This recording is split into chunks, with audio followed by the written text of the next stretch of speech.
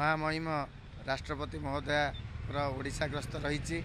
से समय से इंडोर स्टेडियम रे मध्य एक फंक्शन कार्यक्रम रही जो कार्यक्रम आपण मैंने जानी महामहिम राष्ट्रपति महोदय विगत वर्ष मध्य से इंडोर स्टेडियम आसते जो जरीपाल गुड़ा होता आतबले माने ओडिशा से समय निंदित होता ओडिशा सरकार निजे निंदित होते एबर चलित वर्ष 1 तारिख दिन राष्ट्रपति महोदय ओडिशा पदार्पण कर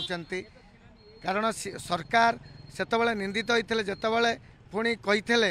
जे सेठी रूप कास्टिंग करेंगे जरीपालर आवश्यकता नेक्स्ट फंक्शन को रहा किंतु वर्तमान पाणीपाग विशारद मैंने कही सारे से समय वर्षा हबार संभावना अच्छी पाणीपाग अनुकूल नथिबो